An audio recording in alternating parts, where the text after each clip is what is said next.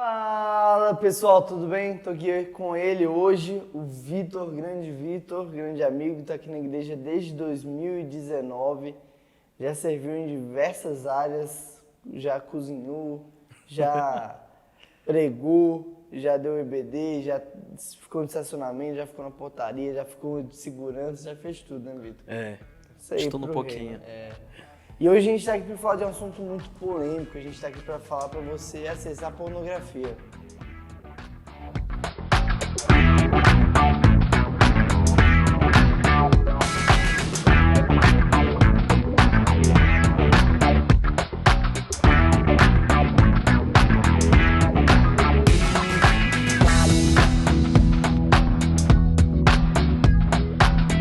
Não é? Tem que acessar a pornografia? Não, Tem. não. Você quer acabar com sua vida, acessa a pornografia. Isso sim. Ah. Mas é isso, a gente está aqui para falar sobre pornografia, uma indústria bilionária. Eu estava vendo aqui uns estudos e a pornografia ela lucra mais que empresas como a Amazon, que o Mercado Livre, isso é surreal. Mas o que você pensa, Vitor? Como se dá, como começa a sua experiência com a pornografia? Com quantos anos você tinha? Como foi? Pra gente entender como começa isso, né? Então, eu acho que principalmente na roda de homens, começa com aquelas brincadeiras na escola. Então, a gente tem, desde muito criança, a gente tem aquele tabu sobre o pênis ou a vagina da mulher. E aí, quando você vai crescendo, você vai criando a curiosidade do porquê que existe essa questão de você vê num livro de escola e a gente ri. Então, a gente vai criando essa, essa questão de que a gente quer saber o que é.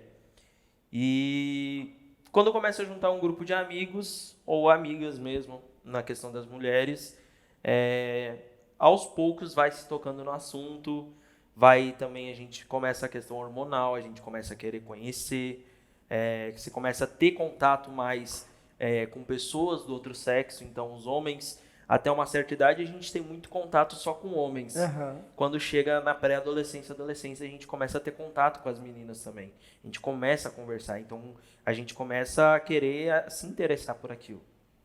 Eu acho que um dos meus primeiros contatos com a pornografia foi quando eu tinha uns 12 anos, e foi num grupo de amigos. A gente estava junto na casa de fazendo trabalho de escola, e estavam falando de meninas. A gente tinha 12 anos, a gente estava falando de meninas, e acabou que a gente... foi ali o meu primeiro acesso, foi a primeira vez que eu vi, e é uma coisa que acaba com a vida. É uma das piores coisas, se não a pior, assim. É um pecado que nos prende e que a gente tenta, muitas das vezes, soltar aquelas correntes. Parece impossível, porque ele realmente vicia. Não é só o pecado, mas a questão do vício também, a questão de saúde emocional, saúde física. Tudo começa a se prender por causa disso. Eu tenho falado muito para os adolescentes que tudo que é resolvível na nossa vida, tudo começa na adolescência. Então, as minhas maiores lembranças estão na adolescência, as grandes decisões da minha vida, então aceitar Jesus, o que eu ia fazer da vida, meu caráter, tudo formou na adolescência. Assim como eu tenho amigos, conhecidos, colegas que hoje enfrentam grandes vícios, que estão com grandes dificuldades, que não conseguiram progredir na vida, tiveram decisões ruins na adolescência. É interessante como a pornografia, muitas vezes o primeiro acesso é na adolescência também. O meu também, eu tinha acho que 9, 10 anos, e um amigo na escola, a gente estava na quinta série, se eu não me engano, quinta, sexta série, o pai dele deixou liberado na banca de revista para ele pegasse a Playboy que ele quisesse, a revista que ele quisesse, ele tinha acesso. E aí, todo ser humano é assim, né? Nada você consegue guardar só pra si, ele levava pra escola. E ali, pela primeira vez, eu vi um corpo feminino nu. Infelizmente, eu gostaria de ter visto no casamento. E ali eu vi a primeira vez, e dali gerou a curiosidade. Eu falo dos adolescentes que a curiosidade é algo que nos leva a pecar também. Porque sem curiosidade, cara, a gente vai descobrir o que Deus nos der. A curiosidade levou a Eva a querer experimentar do fruto. E aí, pela curiosidade, a gente vai fazer trabalho na casa de um amigo. Antigamente, né? Então nem todo mundo tinha computador em casa, então não tinha. E a gente vai lá e a gente começa a pesquisar. Cara, e terrível, porque desde ali então acho que eu consegui vencer a pornografia mais de, cara, uns 20 anos depois quase. Muito tempo depois. Então foi quase 20 anos assim, afundado na pornografia, com vergonha. Não conseguia assumir meu erro, não conseguia assumir para as pessoas que eu tinha dificuldade. Aquilo deturpava a minha visão sobre mulheres, sobre pessoas. Aquilo me fez ter uma sexualidade muito precoce. Aquilo ali, não vou dizer destruiu, mas atrapalhou muito a minha adolescência. Então, é importante a gente tratar esse assunto para alertar, né, cara? Os adolescentes, as adolescentes também, de como a pornografia é prejudicial. Quantos anos você diria assim que você ficou preso nesse mundo? Cara, eu acho que assim, uns 8 anos. É muito tempo. É quase metade da minha vida preso nisso. E é interessante porque a gente conversa com todo mundo e todo mundo assume que também é preso. Todo mundo tem, eu acho que 90%, independente de cristão ou não, entende que isso é algo ruim, sabe? Só que da mesma maneira que entende que é algo ruim, não consegue se livrar porque é um vício. E tem alguns estudos, inclusive a primeira vez que eu escutei isso foi numa pregação de que a pornografia chega a viciar 9 vezes mais que o crack. Então, não é algo, não é uma droga que você precisa sair e comprar. Você abre o celular, eu posso digitar aqui, eu tenho livre acesso, porque o pessoal simplesmente libera isso e eles ainda ganham por isso. Eles liberam de graça e cada clique nosso ajuda a sustentar um site pornô, uma imagem, alguma coisa que muitas das vezes é algo contra a vontade da mulher, é algo contra a vontade daquele homem. Então a gente está patrocinando, quem acessa está patrocinando uma pedofilia, um estupro, uma agressão, um sequestro, coisas do tipo que são muito comuns. Boa, muito você entrou num comuns. assunto muito legal, então. Vamos pegar do macro e a gente vai indo pro micro. Então, o macro é toda essa indústria pornográfica que é rentável apenas para alguns.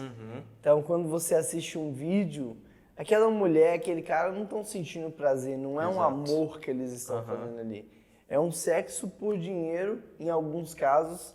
Na grande maioria, a gente tem estudos, tem casos de sequestros, de mulheres que são abusadas, de crianças que são sequestradas.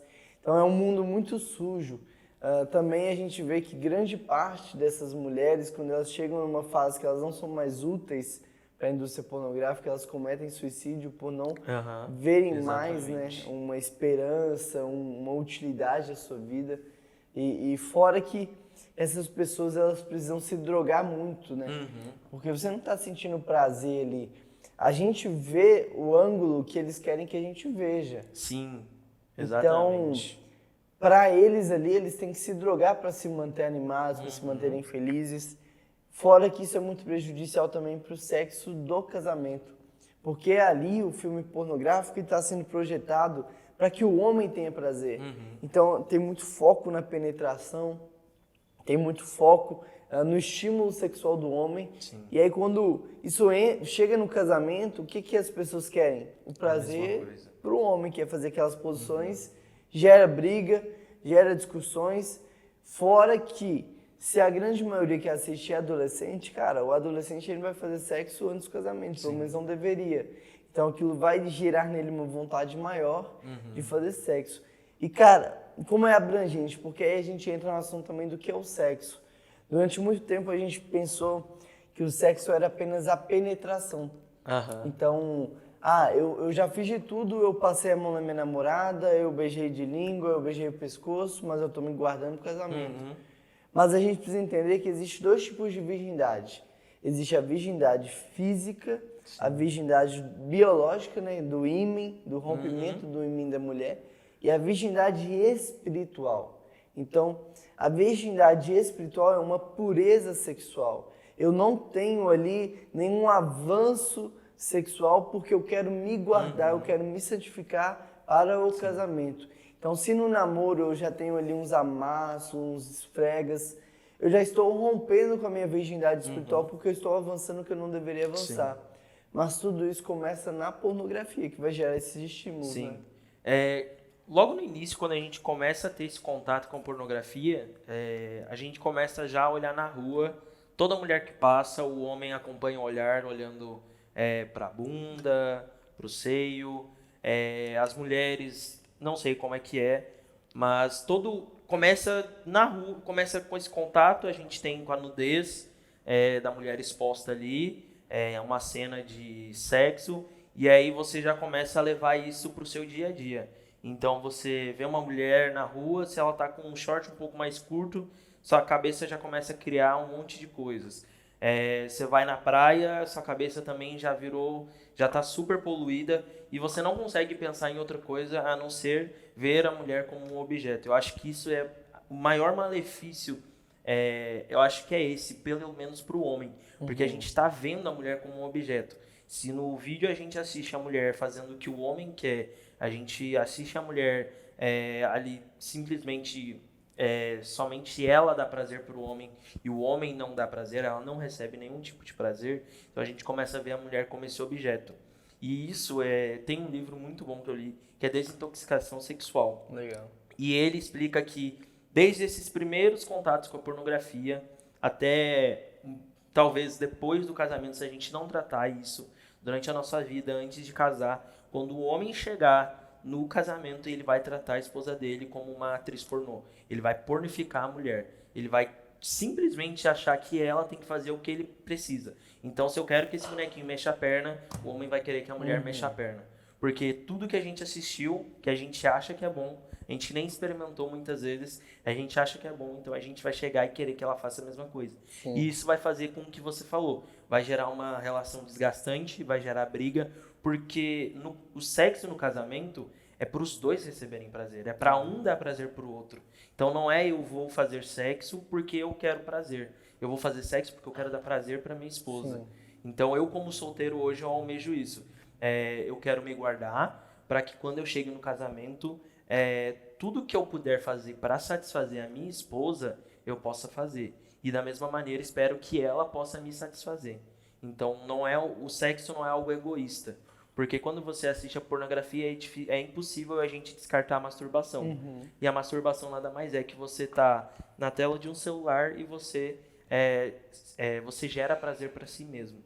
Então, eu estou alimentando uma indústria que maltrata pessoas, eu estou alimentando o meu ego, estou pecando, estou desonrando a Deus, estou criando ídolos e tem a questão saúde também, que foi aonde mais pegou para mim, porque quando eu li, entendi que cada vez que eu assisto um vídeo pornográfico, cada vez que eu me masturbo, o meu nível de prazer diminui e meu nível de sensibilidade a isso diminui também. Eu entendi então que se eu levar 20 anos para casar, quando eu chegar no casamento eu não vou ter mais prazer, vai ser difícil a minha esposa conseguir me dar prazer durante o sexo, vai ser difícil eu me satisfazer com alguma coisa, porque eu já consumi tantos vídeos, tantos tipos de coisas, que meu cérebro ele tá viciado naquilo, em algo somente na tela. Quando eu vejo pessoalmente eu tô nem aí, entendeu? Então é algo que a gente vai criando. E o sexo antes do casamento também gera isso, porque você já teve uma experiência antes de ter com a sua esposa. Então, se você já passou por alguma coisa antes do casamento, quando você vai ter com a sua esposa, você vai ter comparação, e isso vai gerar um egoísmo de novo, porque eu tô querendo que ela me satisfaça, e não é eu que tô querendo levar prazer para ela. E ó, você falou muita coisa legal aí. Então vamos pegar por partes. A pornografia prepara a nossa mente para olhar só para aquilo que nos dá prazer. Então eu tô na praia, eu começo a observar o corpo das mulheres com falta de respeito. Eu tô no ônibus, eu começo a observar e assim vai. Então a pornografia ela está deturpando a minha mente e transformando o meu jeito de olhar para as pessoas. Isso é muito perigoso porque ela vai me afundando cada vez mais, me deixando cada vez mais menos humano, cada vez mais animal, selvagem. E eu tenho vergonha de falar, né? Porque, por exemplo, um vício em cigarro é um vício visível. Sim. Um vício em bebida é um vício visível. Agora, a pornografia você faz sozinho, você faz no seu quarto. Sozinho não. Uma vez eu escutei uma coisa, e é muito clichê, mas é muito verdade. Porque Deus tá sempre te olhando, cara. Um amigo me falou que o start pra ele foi quando ele ouviu numa pregação, o pastor falou, se você não faz na frente da sua mãe, do seu irmão, do seu pai, o que você faz na frente de Deus? Ele tá ali o tempo Então, todo. aonde quer que a gente esteja, se for em casa, em qualquer lugar, Deus tá ali.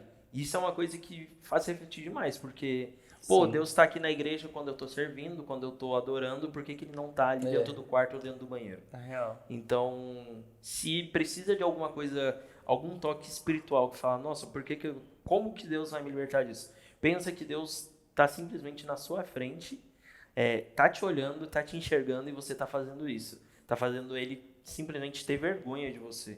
Porque se eu tô patrocinando essa indústria, se eu tô acabando com o meu corpo físico, com a minha mente, e Deus tá sabendo disso, eu acho que é pior do que se a minha mãe me pegasse fazendo, se meu irmão me pegasse fazendo.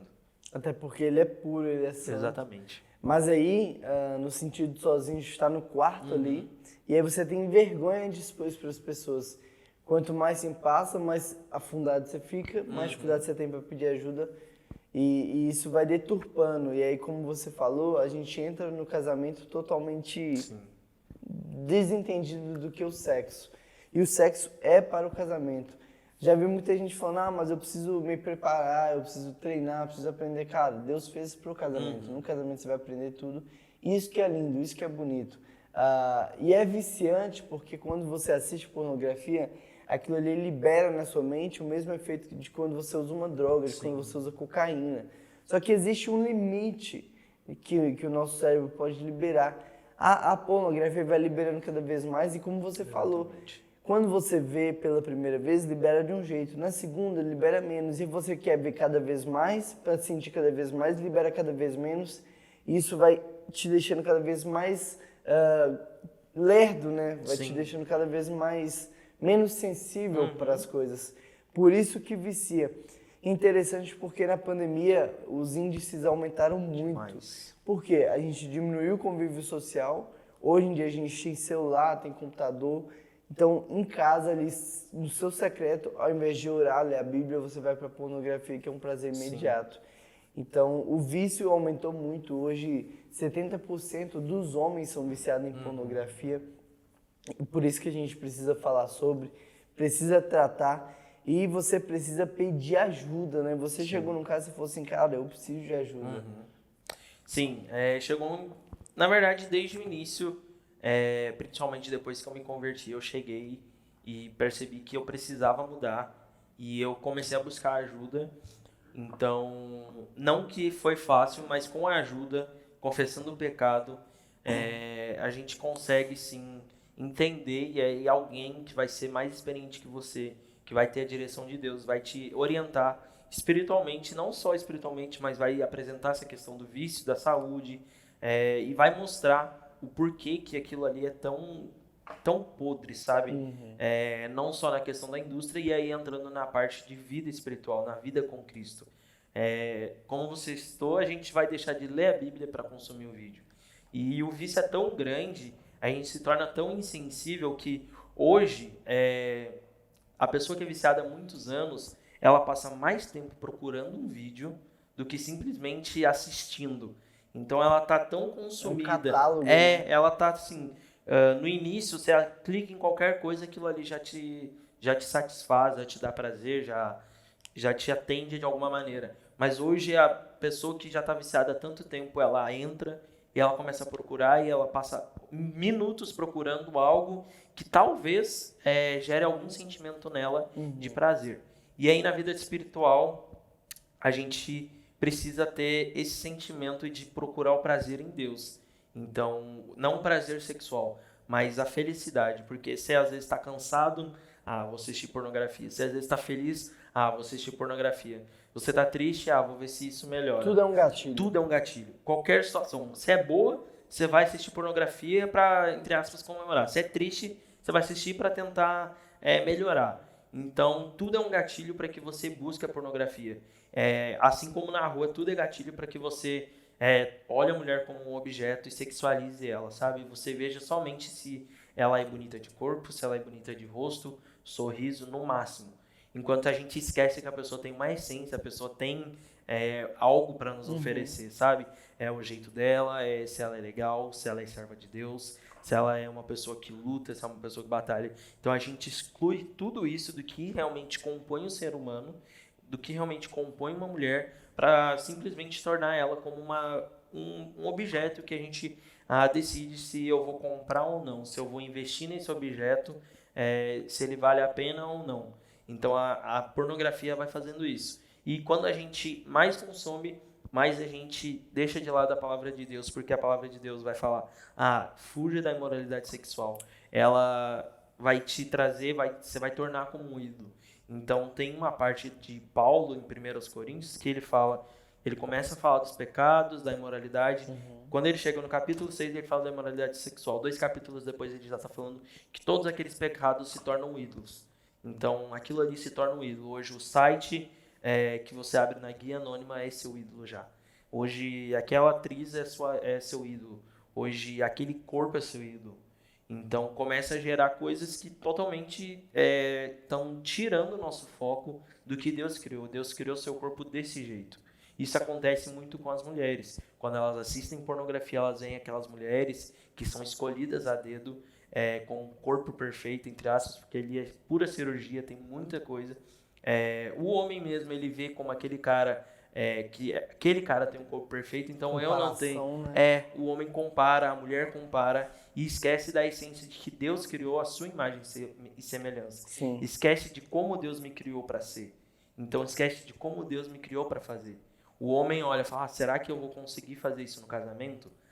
No casamento não, né? No sexo. A mulher olha: será que eu vou conseguir fazer isso no sexo, numa relação sexual? Então começa as comparações e esquece que o propósito Deus nos criou, imagem e semelhança dele, Deus me criou desse jeito, Deus criou minha esposa do jeito que ele queria, e o que a gente tem que fazer é eu ceder prazer para ela e ela ceder prazer para mim. Não da maneira que a gente deseja e tal, mas assim, de maneira, como a gente falou, orgânica, de maneira simples e natural, não algo planejado. Porque se é algo planejado, você chega, faz e acabou. Você está gerando prazer para si mesmo. A pornografia, como você falou, cara, ela é um demônio. Resumindo aqui, ela é um demônio. E toda vez que eu olho para uma mulher nua, eu estou me relacionando sexualmente com ela. Toda vez que eu acesso a pornografia e eu me masturbo, eu estou fazendo sexo ali com aquele vídeo, seja com 2, 3 pessoas. E a gente precisa vencer isso. Precisa vencer isso já, porque daqui a pouco a gente vai ter um metaverso que vai ser uma realidade ainda mais aumentada. Então, se a gente não vence isso agora, a gente não vai conseguir vencer depois. E não é reduzindo, não é parando, é parar. É como o Paulo fala, fuja, tome distância. E aí algumas dicas, né, Vitor? Então, a primeira dela é você reconhecer que é um erro, que é um pecado e que você precisa de ajuda. A segunda, procure ajuda. Sim. A terceira, evite momentos de ociosidade. Evite momentos sozinho com o celular. Sabe que está com dificuldade? Cara, não fique sozinho com o celular. Quarto, tem aplicativos, tem sites que você consegue bloquear o acesso. Quinto, comente com alguém. Porque quando você comenta constantemente com alguém, você fica com vergonha de falar que caiu, né? Então, é um papo que a gente precisa bater, é um assunto que a gente precisa vencer e falar sempre. Porque sempre vai ter gente com dificuldade. Se você tem alguma dificuldade, o Vitor está à disposição, eu estou à disposição, procure ajuda, mas não fique aí enclausurado nesse mundo pornográfico, porque isso aí vai te afundar, vai te afastar das pessoas e te deixar sozinho. Sim. Quer falar alguma coisa para encerrar? Só fuja. Não ache que você vai conseguir vencer depois, porque todo dia você acessa e fala: amanhã eu não acesso. A semana que vem eu vou parar de acessar. E não, se a gente não parar hoje, se você naquele momento não decidir, eu vou parar e eu não quero mais isso, se você não pegar e jogar fora aquilo, você não para. Porque é algo que a gente acha que é só mais uma vez, só mais uma vez. Não, eu não vou olhar a mulher como objeto, eu não vou deixar meu relacionamento com Deus menos saudável por causa disso. deixa assim algo que realmente te destrói. Então fuja, acaba com isso, procura ajuda e pensa na sua saúde. Pensa que se você tem 13, 14 anos, se você continuar consumindo isso daqui 10 anos, quando você se casar, você não vai ter prazer nenhuma com seu esposo ou com a sua esposa. É isso aí. Deus te abençoe e até a próxima. Tchau.